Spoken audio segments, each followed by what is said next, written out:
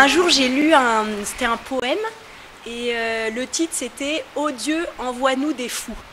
Et en fait, quand je pense à Jet, je pense souvent à ce poème parce que je me dis, mais en fait, celle ou le couple qui choisit de faire Jet, je crois que c'est un peu un fou de Dieu, de se mettre en route, de choisir de tout quitter pour aller au service de l'autre, pour aller au service de l'Église, au service de l'Évangile, au service des plus pauvres. Et si les Jets choisissent de partir avec la communauté du chemin neuf, c'est pour avoir une dimension spirituelle, une dimension missionnaire et humanitaire, et puis aussi une dimension communautaire au projet de volontariat.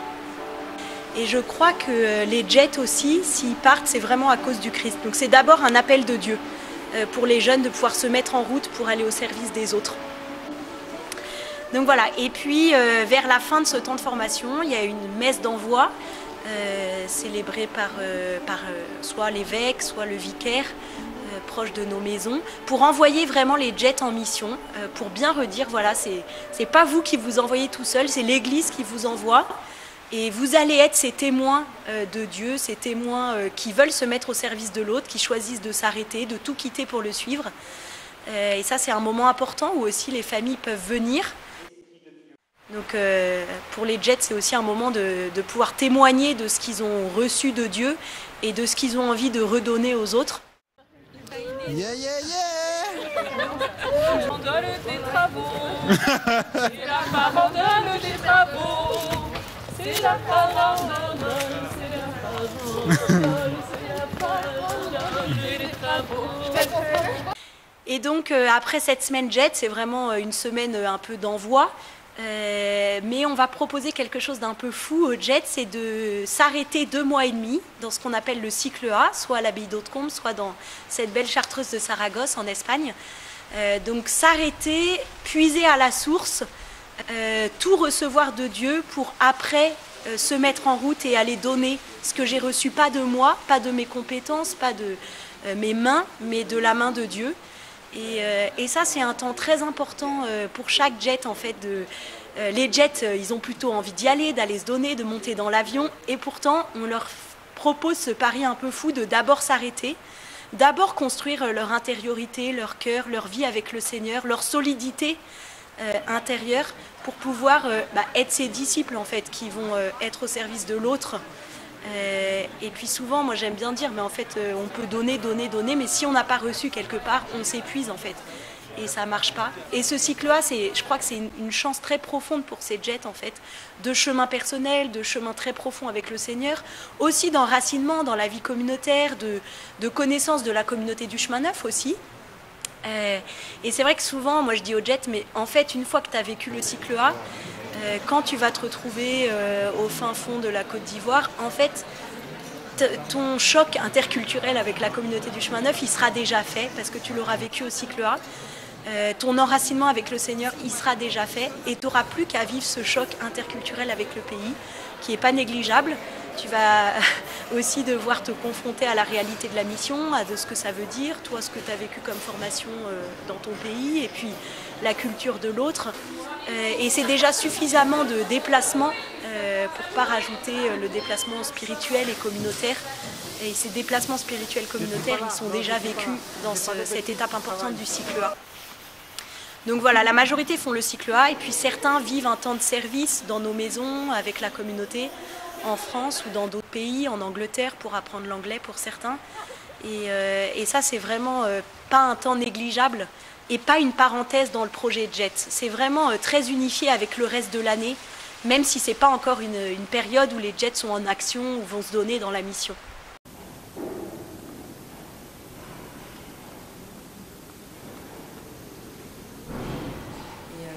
Et en fait, dans le programme Jet, elle m'a proposé rapidement de faire le cycle A, donc un temps de formation, ou sinon d'être au service dans une maison de la communauté, avant pour me préparer à la vie communautaire. Et je savais que c'était un point important, parce que moi, la vie en groupe, moi qui cherche l'indépendance, vivre dans une communauté, ça ne me ressemblait pas du tout, quoi. Donc je me suis dit, ouais, c'est important. Et puis en même temps, j'avais encore ce désir de me former pour être prête à répondre à tous ceux qui m'attaquent tout le temps sur ma foi. Donc je me suis dit, non, c'est le cycle A. Et donc j'ai atterri au cycle A Et ça a été une grosse surprise, du premier jour au dernier même. Un enchaînement de surprises. Le Seigneur, il m'attendait vraiment là et il me l'a montré, il me l'a dit. Et particulièrement au cours d'une semaine de retraite en silence, où vraiment le Seigneur, il m'a beaucoup parlé. Là. Il m'a vraiment guéri de plein de blessures et il m'a réaffirmé que, voilà, que j'avais de la valeur à ses yeux, que je sois utile ou pas, que voilà, il m'aimait alors que sans forcément me demander quelque chose et ça m'a fait un bien fou, quoi. J'ai pas besoin de faire quelque chose pour que le Seigneur m'aime. C'était énorme. Et du coup ben voilà, je suis rentrée et encore plus assurée, voilà, de la réalité de mon départ en jet. Il fallait que j'y aille pour plein de raisons, mais aussi parce que c'est là où le Seigneur il m'appelait et que j'avais décidé de formuler une offrande au Seigneur. Je reformulais une offrande au Seigneur, un don de ma vie. Et ce don de ma vie, il voulait dire aussi suivre le Christ, quoi. Et suivre le Christ, ça avait du sens pour moi et le Seigneur il me l'a rappelé. J'ai eu pendant toute cette semaine souvent les mêmes phrases qui me revenaient. Aimez-vous les uns les autres, fais-moi confiance, n'aie pas peur. Et du coup c'était ça, quoi. Le Seigneur il m'appelait à le suivre et par cette mission jet, c'était à vivre un peu comme lui. Il s'est mis au service, il a aidé et c'est aussi là que je trouve vraiment le bonheur, non pas dans la course à l'argent mais vraiment dans le don de soi total, quoi. Donc le cycle aussi c'est dans cette chartreuse, donc la Cartoura à Oula Dei. C'est un lieu magnifique et donc là on est avec d'autres jeunes, des familles aussi, donc des familles avec des enfants et donc ça nous apprend, ça nous permet aussi de voir un peu les différentes réalités, connaître les familles, les différents états de vie aussi. C'est vraiment très très riche. Quand j'étais petit j'allais au catéchisme, après je suis allé à l'aumônerie. Donc tout ça, ça me parlait pas trop, je savais pas trop, ça me parlait pas. Je trouvais que l'église était un peu vieille et pas très intéressante. Je suis allé en fait après à l'aumônerie, donc pour les copains. À côté de ça, je faisais aussi partie des scouts et guides de France. Voilà, donc les scouts et guides m'ont permis de m'ouvrir un peu au monde, de vivre ensemble, le vivre ensemble, l'autonomie, découvrir un peu la nature, et puis de créer aussi de ses mains les choses, faire des projets et bâtir un monde un peu plus solidaire. Alors moi de mon côté, j'ai grandi accompagnée dans une paroisse par la Fraternité Apostolique de Jérusalem, qui est une communauté qui s'occupait du coup de notre paroisse. Et en fait, moi ce que j'ai découvert, c'était vraiment combien la foi était incarnée, que finalement que ça ne se limitait pas qu'au dimanche à la messe ou qu'au groupe de prière le vendredi soir, mais que le Christ pouvait être présent tous les jours et qui s'intéressait à ce que je faisais moi dans ma vie, ma petite vie, voilà, dans tout ce qu'elle est de plus simple et de normal, on va dire. Et donc pour moi ça a été très important et après finalement au fur et à mesure en fonction des villes où j'allais pour mes études, c'est vrai que à chaque fois j'ai trouvé un groupe de prière, j'ai trouvé une formation, donc ça peut être Even, la paroisse étudiante à Toulouse, qui à chaque fois me donnait de trouver un point quelque chose dans lequel je pouvais puiser pour trouver le Seigneur et qui après me donnait la force pour vivre ma vie d'étudiante. Et en fait comme ça j'ai pu vraiment découvrir plusieurs réalités de l'Église et notamment aussi par les JMJ, et pour moi c'était c'est important et ça fait vraiment partie de quelque chose qui est important pour moi de savoir que je peux m'appuyer sur elle et que j'en fais aussi partie.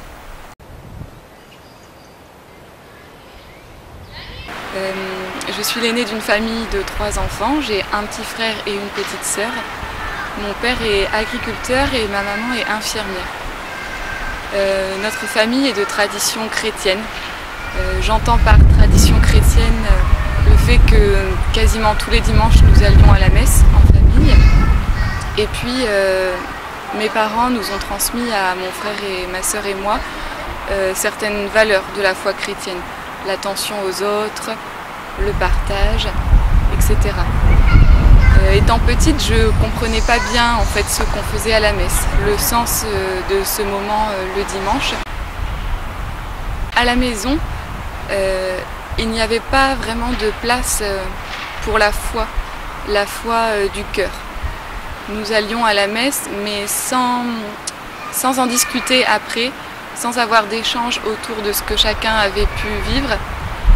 Et je ne comprenais pas bien quel était le but de notre présence à la messe le dimanche.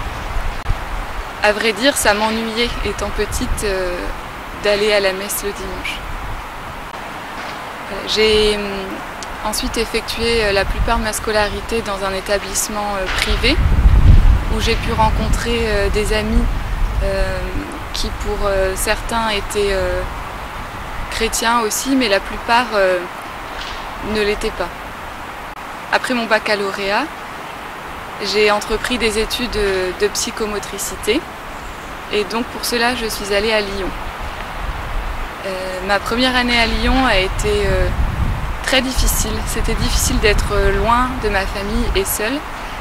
Et je me souviens que ma mère me disait souvent au téléphone « Tu devrais aller à l'aumônerie. Essaie de trouver une aumônerie à Lyon. » Mais je pense que c'était tellement difficile pour moi d'aller vers les autres à ce moment-là, alors que je me sentais seule. Paradoxalement, j'avais peur d'aller vers les autres, que je n'ai jamais vraiment cherché à rejoindre une aumônerie. Et puis petit à petit, je me suis fait des amis au cours de mes études, au cours de ma formation. Et puis j'ai été diplômée. Donc jusqu'à ce moment-là, un chemin en quelque sorte assez parfait au niveau de la réussite scolaire avec un métier à la clé. J'ai décroché mon premier travail 3 semaines après avoir été diplômée et donc je suis allée à Reims où je suis à nouveau arrivée seule dans cette ville sans connaître personne.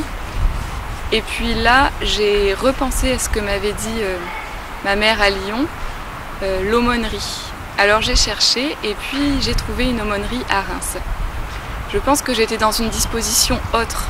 Après le travail, j'avais quelque part le temps d'aller à l'aumônerie, alors que pendant les études, j'étais toujours prise par le travail et par l'idée de réussir. J'ai donc fréquenté cette aumônerie où petit à petit j'ai commencé à mieux connaître l'Église et Jésus. C'était un moment très appréciable au cours de ma semaine où je rencontrais de nouvelles personnes, beaucoup de gens croyants qui pouvaient témoigner de leur foi et cela me touchait. Au cours de ma 2e année à Reims, j'ai continué d'aller à cette aumônerie et puis c'était une période de ma vie où je vivais quelque chose de pas simple au plan relationnel, au plan affectif. J'étais assez malheureuse dans ce que je vivais. Et puis il y a eu un moment où je me suis dit tiens, je pourrais peut-être aller parler de cela au prêtre qui nous enseigne à l'aumônerie. Voilà, ça faisait 1 an que je l'écoutais et puis je sentais que ça allait être quelqu'un qui pourrait m'écouter et peut-être m'accompagner sur le chemin sur lequel j'étais. Voilà, donc effectivement, cette première rencontre a déclenché une suite d'événements par la suite. Je suis notamment allée à un week-end autour de l'Esprit Saint, durant lequel j'ai reçu le baptême dans l'Esprit Saint. À ce moment-là, je ne savais encore pas vraiment ce que ça voulait dire. J'ai juste senti que si je voulais suivre le Seigneur et quelque part entrer dans ce chemin de bonheur qu'il promettait, je ne pouvais pas garder de l'autre côté ce qui était difficile au plan relationnel. Mais il y a aussi celui-ci Chloé qui dit tiens, mais où est-ce que va partir Bidule et pourquoi faire? Est-ce que ça vous semble réaliste? Emmanuel, oui, t'as quelque chose à dire? Ouais, bah on va faire à deux avec Marthe. Donc Emmanuel et Marthe. On va faire à deux. Moi, je vais faire En solitaire. Moi, je vais faire à deux avec Maëva. Tu fais avec Maëva? Oui. Pardon.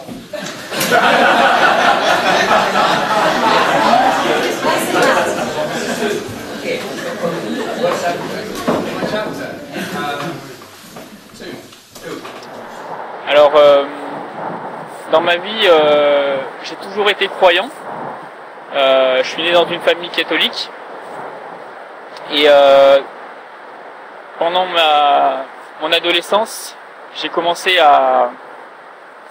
on va dire, à m'éloigner d'un cheminement avec l'Église, en fait. J'allais à la messe, donc je continuais à pratiquer, mais c'était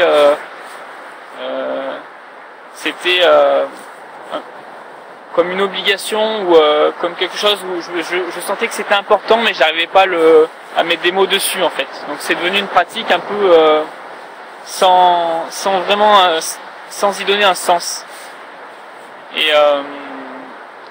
Et pendant cette période, donc mon adolescence puis mes études, j'avais vraiment envie de réussir mes études pour développer des compétences et pour ensuite pouvoir aider les personnes autour de moi pour rendre le monde meilleur. Donc ça, c'était un grand idéal que j'avais, d'être vraiment au service des plus pauvres. C'est quelque chose que j'ai toujours porté.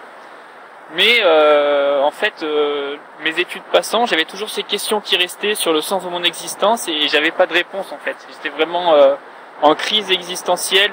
Vraiment, j'étais complètement perdu. Même si je continuais mon chemin d'étudiant puis de jeune professionnel, en apparence, ça avançait, ça marchait, mais au fond, en fait, j'avais ressenti un grand vide, une grande tristesse parfois. J'étais proche, je pense, de la dépression. C'était assez difficile, des années assez difficiles. Et puis j'ai fait au cours de ces années une expérience en Angola, une expérience de volontariat en entreprise. Et je misais beaucoup sur cette expérience pour vraiment rencontrer l'extrême pauvreté. Je pensais que c'était un endroit où je pourrais vivre vraiment une expérience fondatrice pour ma vie d'homme. Et donc je suis parti, et puis j'avais toujours aussi cet idéal d'aider les autres qui s'était un peu transformé en désir de réussite personnelle. Petit à petit, mon désir de faire du bien autour de moi s'était un peu refermé sur moi-même. Et petit à petit, je travaillais de plus en plus pour ma propre gloire, en fait. Et donc cette expérience en Angola, elle a été très difficile à vivre, en fait, parce que je me sentais complètement vide. Je cherchais l'amour, en fait, mais je ne l'avais pas en moi, et j'avais l'impression qu'il n'existait pas, ou qu'il existait, mais que moi je n'y avais pas droit, en fait. Et donc à mon retour d'Angola, j'ai décidé d'aller à Thésée. C'est là que j'ai rencontré ma future femme, Déborah. Et en fait là j'ai vécu une expérience où je me suis senti comme quelque chose en moi, en fait, qui se libérait, quelque chose qui circulait de nouveau, en fait. Et j'ai pu vraiment être moi-même. J'ai pu quelque part un peu pleurer sur toutes ces années où j'avais cherché l'amour, j'avais cherché un sens. Et là, en quelques jours, c'est comme si ma vie basculait, en fait. Et donc je suis reparti dans un cheminement avec l'Église, avec notamment un parcours de confirmation. Et l'idée restait en moi, en fait, toujours de partir en Afrique, par exemple, ou en Asie, dans un lieu où il y a une pauvreté matérielle, mais dans un contexte autre que celui que j'avais vécu en Angola, où j'étais plus dans le milieu du pétrole, ou plus dans un milieu du travail, et donc moins de possibilités de s'ouvrir à l'autre en vérité, en fait. Et donc avec Déborah, on a cheminé sur notre chemin de fiancée. Et en fait, au cours de ce chemin, le Seigneur est venu nous rejoindre et nous a proposé ce projet JET. Donc de partir avec la communauté du chemin neuf pour se mettre au service des plus pauvres. Et en fait, au début, ça a été compliqué parce qu'on se disait, là on chemine vers le mariage. C'est déjà suffisamment compliqué d'essayer de nous unir, d'unir notre cœur, d'unir notre esprit. C'est déjà un chemin compliqué, se défaire de nos familles, vraiment fonder notre propre famille, notre propre unité de couple. Et donc on trouvait un petit peu fou d'avoir en plus ce projet juste après notre mariage. Ça voudrait dire peut-être de quitter notre emploi, donc c'était pas rien. Et donc on se disait mais non, on va déjà préparer notre mariage, on a déjà suffisamment à faire et puis on verra Jet après. Et en fait ce qui s'est trouvé c'est que à chaque fois qu'on repoussait, le projet revenait à nous. Et donc finalement on s'est dit ok, on va discerner, on reste ouvert donc et puis on verra petit à petit finalement où ça nous mène. Et donc on a commencé à à rencontrer la responsable, Marie Bourbonnet, lors d'un entretien. Ensuite on a fait des week-ends. Et donc petit à petit en fait ce projet est devenu une réalité. Personnellement j'ai donc pris la décision de quitter mon emploi. Ça a été pour moi le pas vraiment définitif, irréversible vers ce projet de volontariat. J'étais ouvert en fait à ce qu'allait me dire l'entreprise. Je voulais juste leur annoncer mon projet et par rapport à la forme que ça pouvait prendre, soit une année sabbatique ou soit une démission, j'étais ouvert en fait. Et finalement la démission s'est imposée parce que le cycle A ici plus le volontariat d'1 an, ça faisait plus que la durée d'une année sabbatique en fait. Et donc j'ai pris la décision de démissionner. Et en fait pour moi c'était une forme de libération parce que la question du travail m'attachait beaucoup. Et non pas qu'aujourd'hui j'ai fait une croix sur le travail ou que j'ai décidé de ne plus jamais travailler, de vivre une vie, je dirais, je sais pas, à la suite du Christ. En fait je sais pas vraiment ce à quoi je suis appelé. J'ai toujours envie de travailler.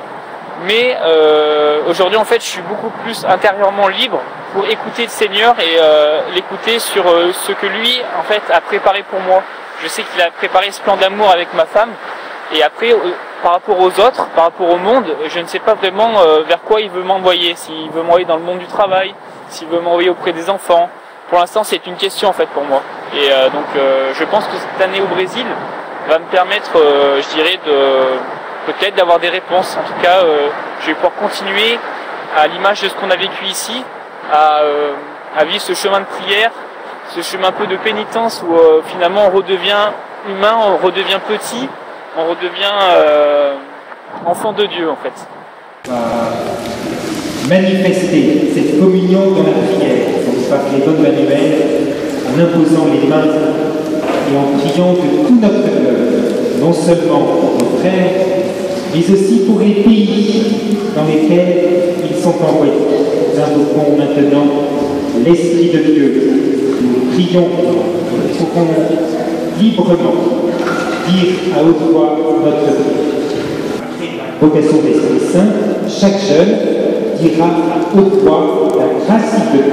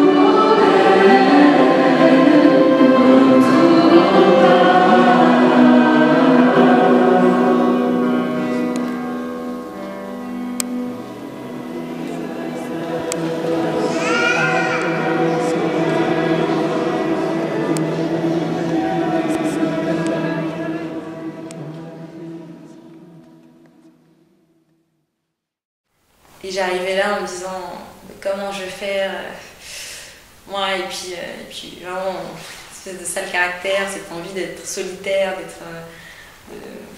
d'être toute seule, d'être indépendante, de tout contrôler, de tout gérer, et puis je vais vivre pendant 1 an dans une communauté, dans un pays que je connais pas, une langue que je ne connais pas. Mais wow, je me disais mais comment je vais faire quoi, et ça va être dur. Et là pour le coup j'avais une réponse, quoi. Je suis pas toute seule, je pars et je suis pas toute seule, quoi. Il y a vraiment un père qui est à côté de moi et qui va m'aider et voilà. Et c'est pas encore gagné, parce que la confiance au Seigneur, c'est aussi un travail de tous les jours et voilà, je prie pour ça, que j'arrive vraiment à me donner totalement et en confiance au Seigneur, sans vouloir tout contrôler, sans vouloir tout gérer. Et ça va être un gros travail dans cette mission Diète. Et je pars aussi en me disant, wow, je vais être confrontée dans ma mission à travailler avec des jeunes, des enfants clairement qui vivent à la rue et voilà, être confrontée à cette violence faite aux enfants et cette violence entre les enfants, et ça va être très très fort. Est-ce que je suis capable moi aussi de vivre avec ça, d'avancer avec ça et d'être utile et pas replonger encore une fois dans le Maïva tout-puissant qui gère, qui contrôle, et puis vraiment aller dans où le Seigneur il m'attend, en tout cas auprès de ses enfants. Dans ma famille, en fait, j'ai toujours été... j'ai toujours voulu faire plaisir aux gens, les aider, faire des petits cadeaux par-ci par-là. Et je crois qu'en fait, depuis que je suis toute petite, j'ai toujours voulu aider les gens. Et j'ai eu la chance de partir habiter au Togo, à Lomé, pendant 2 ans et demi avec ma famille. Et je pense qu'à partir de ce moment-là, je me suis dit qu'il fallait que j'aille aider les populations qui en avaient le plus besoin. Parce que je sentais vraiment un appel à partir loin et pour aller aider, quoi. Et je crois que c'était au collège, j'ai vu un film sur des femmes qui aidaient des enfants qui étaient à la rue. Et en fait, ce jour-là, je me suis dit, il faut absolument que je fasse la même chose. C'était ancré en moi, en fait. Genre, je me suis dit, c'est évident, je vais faire ça. Je sais pas quand, mais je vais le faire. Et du coup, j'ai continué l'école, le lycée. Et je suis arrivée à Nantes.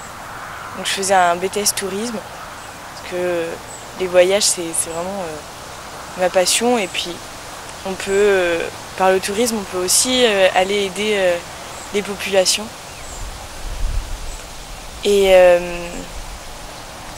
en fait, je me suis rendu compte que pas du tout. Et du coup, au milieu de ma 2e année de BTS, j'ai décidé d'envoyer mon dossier à JET, donc pour la communauté. Et je me suis dit, on verra bien ce que ça donnera. Et je laisse aller, quoi. Je laisse faire. Je savais pas trop quel genre de mission je pouvais faire ou je serais capable de faire. Et en allant au premier week-end Jet, on a regardé un film de Net for God sur le Congo, Kinshasa, avec les enfants de la rue. Et vraiment, quand j'ai vu ce film, je me suis dit, mais c'est obligé, il faut que je parte là-bas. Je voyais que ça qui pourrait me convenir, en fait. Il y avait vraiment que ça, c'était... Je sais pas, c'était comme si j'avais reçu un appel à partir là-bas. Et... ouais. Juste le Congo, Kinshasa, et avec les enfants de la rue. Et puis aller les aider, quoi. Et quelques mois après,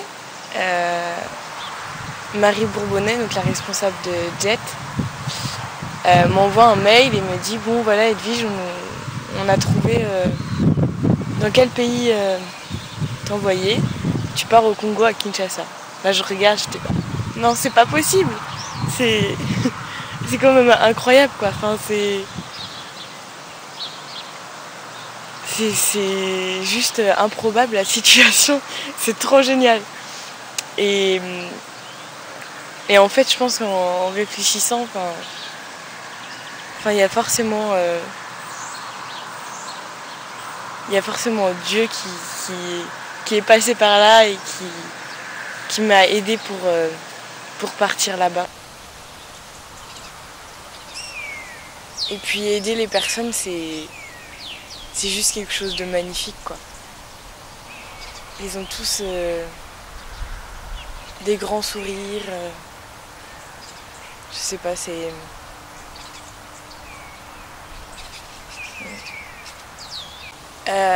alors forcément, partir en humanitaire, c'est parfois un petit peu effrayant.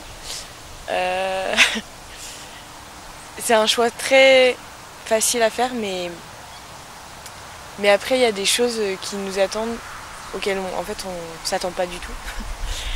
Et donc moi, je pars, donc je vais aider les enfants de la rue, je vais aider à la réinsertion dans leur famille. On va faire de l'alphabétisation, on va jouer avec eux, mais j'ai jamais... c'est un métier d'éducateur spécialisé. J'ai pas du tout les études faites pour ça. Donc c'est vrai que ça m'effraie un petit peu. De me dire que je vais les aider un peu à reconstruire leur vie sans savoir vraiment ce que je vais pouvoir leur apporter, parce que j'ai jamais fait ça, quoi. Mais je sens vraiment que je serai pas toute seule dans cette mission, et qu'il y aura des gens qui vont être là pour m'aider, et que Dieu il m'abandonnera jamais, et qu'il sera toujours présent même dans les moments les plus difficiles. Sinon donc j'ai appris que j'allais faire la cuisine pour la maison communautaire dans laquelle je vais vivre. Mais c'est pas la cuisine comme en Europe, dans une belle cuisine avec la gazinière, et assez simple. C'est plutôt sur du charbon, et toute seule pour faire à manger pour toute la maison. Quand on m'a dit ça, j'étais bon on va manger des choses un petit peu cramées tout le temps. Donc ça m'effraie un peu de devoir faire à manger pour toute la maison, toute seule, sur du charbon en plus. Mais ça sera une expérience originale à faire. On verra bien ce que ça donnera, si c'est bon ou pas, mais voilà, ça sera original. Et je crois que le dernier truc pour ma part en tout cas, qui peut m'effrayer un peu, c'est de se dire qu'on part pendant 1 an ou 1 an et demi, ça dépend. Et qu'en fait on abandonne tout, on a choisi de tout abandonner, mais que le monde il va tourner, pour nos familles, nos amis, le monde va tourner, et ils vont pas rester les mêmes personnes pendant que nous on sera partis à l'autre bout du monde. Et donc en rentrant, il va falloir se réadapter. Donc il y a une adaptation au départ quand on arrive dans notre pays de mission, mais au retour quand on rentre chez nous. Et ça, c'est une chose un peu compliquée. Moi c'est quelque chose qui me fait un petit peu peur, l'adaptation quand je rentrerai chez moi. Pour le moment, ouais, ça fait un peu peur de voir que tout le monde a changé autour de toi. Toi aussi t'as changé, mais enfin je sais pas, ça sera différent quoi.